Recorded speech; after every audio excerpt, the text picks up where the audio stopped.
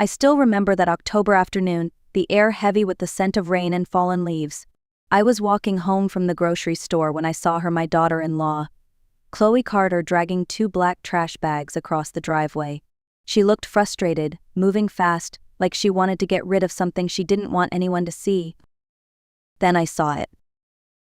Half hanging out of one of the bags was a small mint green baby blanket, the one I had knitted myself for my granddaughter, Sophie. My heart skipped a beat. That blanket wasn't just yarn and fabric, it was love woven into every stitch, the last thing I had made when my son Nathan was still alive. Chloe shoved the blanket deeper into the dumpster, slammed the lid, and went back into the house. I stood there frozen. I couldn't understand why she would throw it away. That blanket had been Nathan's favorite thing. He said it had a kind of magic.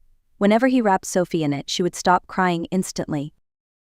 Maybe Chloe thought it was old or dirty, maybe she didn't care, but I did. I waited until she went inside, then crossed the street. My hands were shaking as I lifted the dumpster lid. The smell of perfume and trash mixed together, and there it was, the blanket, crumpled and dusty, half buried under discarded boxes. I pulled it out carefully and pressed it against my chest. It still smelled faintly of baby powder and something else, something that made my stomach tighten. I brought it home, locked the door, and spread the blanket on my bed. The mint color had faded a little, but the pattern was the same, small hearts along the edges and a soft lace trim. I ran my fingers across the surface, tracing every stitch like it could bring Nathan back to me. Then I felt it, a hard lump in the center, small and rectangular, hidden between the layers of cotton. My breath caught. I pressed it again. Definitely something solid, not part of the fabric. I checked the seams and noticed a line of stitching slightly different from the rest. Someone had opened it and sewn it back shut. I went to my sewing drawer and grabbed my small silver scissors, the same pair I'd used to make that blanket years ago. My hands trembled as I slid the blade under the thread and started to cut, one stitch at a time. Each snap of the thread echoed through the quiet room. When the final stitch gave way, I reached inside and touched something cold and smooth. I pulled it out slowly, my heart pounding so hard I could hear it in my ears. It was a phone. An old black cell phone. And in that moment, I knew my life was about to change forever. For a long moment, I just stared at the phone resting in my palm. It was covered in dust, the kind of layer that takes years to form. Why would Chloe hide a phone inside a baby blanket? I brushed it clean with my sleeve, plugged it into the old charger drawer I kept for just in case, and waited. The screen flickered, then came to life. No password, no lock, just a plain home screen with a single folder named Notes. My stomach twisted as I tapped it. There were dozens of files, photos, messages, and recordings. The first photo nearly stopped my heart. Chloe was smiling, holding a glass of wine, and beside her was a man I didn't recognize. He had rough hands, a confident grin, and the kind of charm that looked dangerous when you knew what to look for. The file name said Ryan. Another photo showed the two of them together at a lake, arms wrapped around each other. The date stamp was from 3 years ago, 3 weeks before Nathan died. My vision blurred as I scrolled faster. Messages popped up like ghosts. Chloe, he'll never let me go. Ryan, then we make it happen. Chloe, Tuesday, 3 p.m. He'll be alone. Make it look like an accident. I couldn't breathe. Tuesday, that was the day Nathan fell down the stairs in their new house. I remember the call like it was yesterday, the paramedics saying it was instant. I felt the room spin. The walls seemed to close in around me. My son didn't fall. He was pushed. I clicked on another file, a voice memo. My fingers trembled as I hit play. Chloe's voice filled the room. Calm, cold, and calculated. He doesn't suspect a thing. I'll tell him I'm working late, but I'll make sure he's home. You know what to do, Ryan. Once it's over, we'll finally be free. The recording ended. Silence swallowed me whole. My hands clutched the phone like it might vanish. My son had trusted her with his life, and she had planned his death. I pressed the power button, staring at my reflection in the dark screen. I looked older than I remembered, grayer, heavier, hollow. But beneath the grief, something else began to stir, a quiet, burning anger. She thought she had buried her sins in the folds of a baby blanket. But what she didn't know was that she had handed me the key to her destruction. That night, I didn't sleep. I sat in my small living room with the phone on the table, the only light coming from the old lamp beside me. I kept replaying the voice memo, hoping I'd misheard something. But no, every word was clear. My daughter-in-law had planned my son's death with another man. I thought back to Nathan's funeral, the way Chloe cried without tears, clutching Sophie like a prop. Everyone had said she was brave, so strong for a young widow, they whispered. I remember how she wore a black dress that looked more like a statement than mourning, and that faint smile when people weren't looking, it haunted me now. My mind ran through the years that followed. She sold the house 6 months later, bought a new car, took vacations to heal, and every time I asked to see Sophie, she made excuses. She's sleeping, she's with friends, we're busy. I had blamed grief for her distance. Now I saw it for what it was: fear. She had been hiding more than her guilt. She had been hiding the truth. I stared at Nathan's photo on the wall, his smile, his eyes, the quiet kindness that had filled every corner of our lives. I'm so sorry, I whispered. I should have seen it. But sorrow wouldn't bring him back, and it wouldn't protect Sophie. I picked up the phone again. I didn't know how far this went, but I knew one thing: this wasn't over. I needed help, someone I could trust completely. There was only one person who came to mind: Helen Moore, my next-door neighbor and my closest friend for 40 years. Helen had been there through everything: my husband's death, Nathan's wedding, even the night I got the call about the accident. When I knocked on her door the next morning, she opened it before I could say a word. One look at my face, and she knew something was wrong. I need to show you something, I said. And once I do, you'll never see Chloe the same way again. Helen and I sat at her kitchen table, the morning sun spilling across the white tiles. I handed her the phone, my hand still trembling. She listened to the recording in silence, her face hardening with every word. When it ended, she leaned back slowly, eyes wide. Good Lord, Grace, she whispered. That woman didn't just cheat on your son, she killed him. I nodded, feeling the truth settle like a stone in my chest. And she got away with it. Helen straightened her glasses, her mind already working. If we're going to take this to the police, we'll need more than a few messages. She'll say it's fake. We need proof that ties her to him and to money. She turned her laptop toward me. Let's start with the man, Ryan Hale. It didn't take long. He had a public profile, a construction manager for a renovation company in downtown Portland. A smiling photo with coworkers, another of him fishing by a lake, and one of him standing beside a luxury SUV. His life looked comfortable, too comfortable. Helen scrolled down and froze. Grace, look at this. The date on one post read 3 months after Nathan's death. Ryan was holding a set of keys, captioned, New Beginnings. Behind him, the house in the background looked disturbingly familiar. It was Chloe's. We dug deeper. Property records showed that the house Nathan and Chloe had lived in had been sold shortly after the funeral for nearly $500,000. The same week, an insurance payout of $500,000 had been issued in Chloe's name. And 2 months later, there was a recorded bank transfer from Chloe Carter to a personal account under Ryan Hale, $200,000. Helen exhaled. She didn't just fall in love, Grace. She financed her new life. I sat back, numb. The betrayal cut deeper than I thought possible. My son had worked 12-hour shifts as a doctor, saving for his family's future. And she turned that future into blood money. I looked out the window, where Sophie's toys still sat in Chloe's yard next door, tiny reminders of the innocents caught between monsters. She killed Nathan for money, I said quietly. But I swear to you, Helen, she won't get away with it. Helen reached across the table and took my hand. Then let's make sure she doesn't. The next few days passed in a blur of research and quiet tension. Helen and I spent every evening poring over records, news articles, and anything that could connect Chloe and Ryan to something bigger. But what we found next wasn't what either of us expected. Helen came over one morning, holding a folded piece of paper she had pulled from her printer. Grace, you're not going to believe this, she said, sliding it across my table. It was a copy of Sophie's birth certificate. I had seen the original once framed in Chloe's hallway years ago, but this one was different. Under Mother's name, it didn't say Chloe Carter, it said Lily Torres. I stared at the name, my mind refusing to process it. Who is Lily Torres? That's what I wanted to know, Helen replied, so I searched, and Grace, she's missing. Has been for almost 4 years. She pulled up a news article on her tablet. Local woman, 28, missing after leaving hospital with newborn baby. Police found signs of struggle in her apartment. The photo hit me like a punch. Lily was young, with kind eyes and long brown hair. She looked like someone who loved her child. someone who would never leave willingly. Helen scrolled to the end of the article. Authorities later found the infant's blanket but no trace of the baby. The case remains unsolved. The blanket. My chest tightened. The mint green one I had made.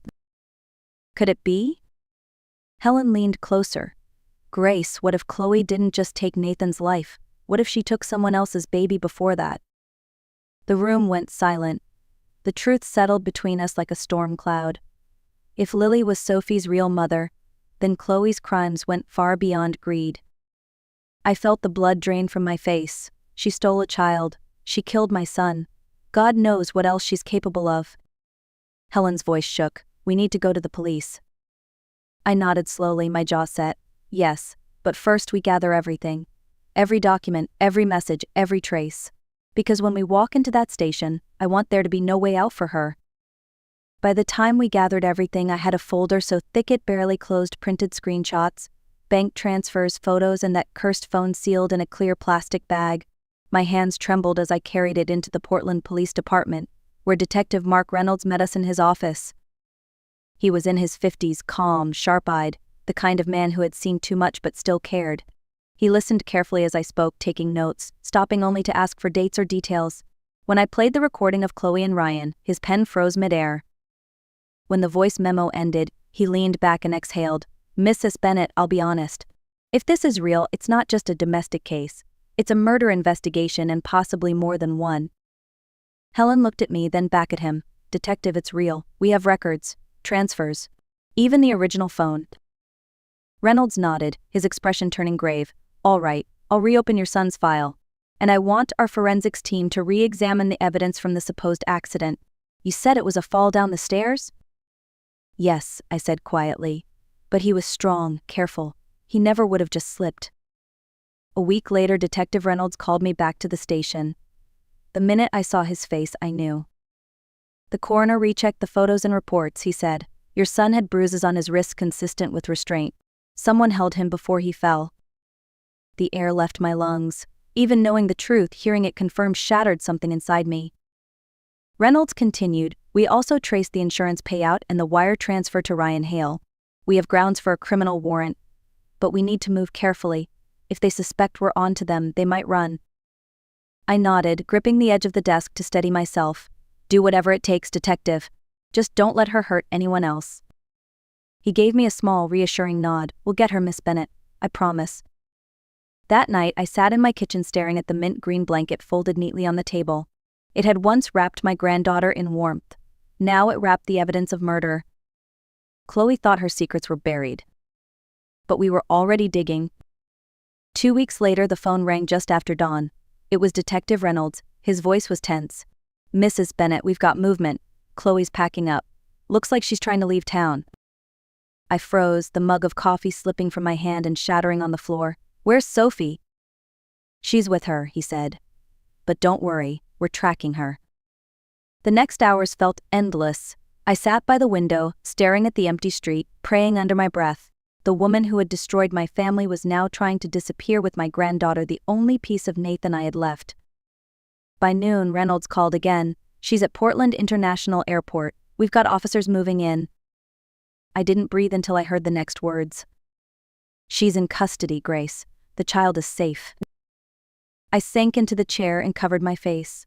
Tears poured down freely, relief, grief, and rage tangled together. For the first time in years, I felt Nathan beside me. Maybe not in body, but in spirit. I could almost hear his voice. You did it, Mom? You protected her? When I finally saw Sophie later that day, she was clutching a small stuffed rabbit, her eyes wide with confusion. Grandma? She whispered. I knelt and opened my arms. It's okay, sweetheart. You're safe now. She buried her face in my shoulder, and I held her tighter than I ever had before. The world outside could wait. Right then, it was just the two of us, survivors of the same storm. Later that evening, Reynolds came by to update me. She had cash, fake passports, and plane tickets to Mexico City, he said. If we'd been a day later, she would have vanished. I looked down at Sophie asleep on the couch, her tiny hand clutching mine. She thought she could outrun the truth, I whispered. But she forgot truth travels faster. The trial began 3 months later, and the courthouse was packed every single day. Reporters lined the steps, cameras flashing as Chloe was escorted in wearing an orange jumpsuit, her hair pulled back tight. She still carried herself like a victim, chin high, eyes cold, pretending the world had wronged her. But this time the world was finally watching her for who she truly was. Detective Reynolds testified first. He laid out the evidence methodically: the insurance payout, the bank transfers, the voice memo, and the forensics report proving Nathan had been restrained before falling. Every piece connected perfectly, a puzzle that spelled one word: murder. Then came the bombshell. During a search of Chloe's house, police had found a hidden safe under a loose floorboard in the master bedroom. Inside were hard drives, cash, and a camera card. On that card was a series of video diaries Chloe had recorded for herself, her truth, as she called it. In one clip, her voice played through the courtroom speakers. "I don't regret it." Nathan was weak. "He never appreciated what I did for him. I built our future with my own hands, and he stood in the way. I took what I deserved." Her own words silenced the room. Ryan Hale was brought in next. His face was pale, his body thinner from months in custody. He accepted a plea deal in exchange for full cooperation. When asked why he helped Chloe, his answer was simple: "Because she made me believe it was love." The jury didn't need long. Guilty on all counts: first-degree murder of Nathan Carter and Lily Torres, plus 3 counts of homicide linked to elderly patients at the care facility where she worked. As the verdict was read, Chloe didn't flinch. She just stared straight ahead like she'd expected it all along. But I saw the truth in her eyes. Beneath the coldness was fear. When the gavel came down, I finally exhaled. The monster who had stolen my son's life and another woman's child would never see freedom again. Her arrogance had become her confession. Her own words had sealed her fate. After the trial, the air in my house felt different, lighter somehow, as if the walls themselves had been waiting for justice too. For years I had carried the weight of Nathan's death like a stone in my chest. Now that weight had finally begun to lift. Chloe was sentenced to 6 consecutive life terms without the possibility of parole. Ryan Hale, the man who helped destroy my family, died of a heart attack 2 years into his sentence. The newspapers called it poetic justice. I called it peace. Sophie was officially placed in my care. When the judge signed the adoption papers, I could hardly hold the pen steady. My hands trembled not from fear but from gratitude. I was finally her guardian, in every sense of the word. At first Sophie had nightmares. She'd wake up crying for her mother, though she didn't understand what her mother had done. I never spoke ill of Chloe to her. Instead, I told her that sometimes people get lost in darkness, and it's our job to live in the light they couldn't find. The seasons passed quietly. I filled our home with laughter again, baking cookies, planting flowers, reading bedtime stories. Little by little, Sophie began to smile without fear. The first time she called me Mom, my heart nearly broke from joy. One afternoon, we sat together on the porch, the sun setting behind the trees. Sophie wrapped a small blanket around her doll, mint green, soft and new. "Grandma," she said softly, "I made this one myself." I smiled. "That's beautiful, sweetheart." The old blanket, the one that had once hidden death, was folded away in a wooden box in my closet. I didn't throw it out. It reminded me that even in the darkest places, truth can still be found. And this time, the truth had set us free. 15 years have passed since that day in court. Sophie is no longer the frightened little girl clutching her stuffed rabbit. She's 20 now, a bright, determined young woman studying medicine at Oregon State University. Every time I see her in her white coat, I see a reflection of Nathan, the same quiet strength, the same gentle heart. Last Christmas, she came home with a surprise. She handed me a neatly wrapped box and grinned the way she used to when she was small. Inside was a blanket, soft and mint green, with tiny hearts stitched along the edges. "I made it myself," she said proudly, "like the one you used to keep for me. But this one has no secrets." I pressed it to my chest and felt tears fill my eyes. "It's perfect," I whispered. We sat together by the fire that night. 2 lives were built from the ashes of betrayal. Sophie told me she wanted to dedicate her future to helping children, those who've been lost, abandoned, or hurt by the ones meant to protect them. She said it was her way of breaking the cycle, of giving back what had once been stolen. The old blanket still sits in my cedar chest upstairs, folded neatly beside the new one. One carries the scars of lies and death, the other carries love, redemption, and hope. Together they tell our story of how truth can survive even the deepest darkness. As I look at Sophie now, laughing by the firelight, I realize that vengeance was never the end. Justice was only the beginning. What truly matters is what we choose to build from the ruins. The truth will always rise. And love, real love, will always endure. If this story touched your heart, don't forget to like, share, and tell me where you're watching from, because every story of courage deserves to be heard.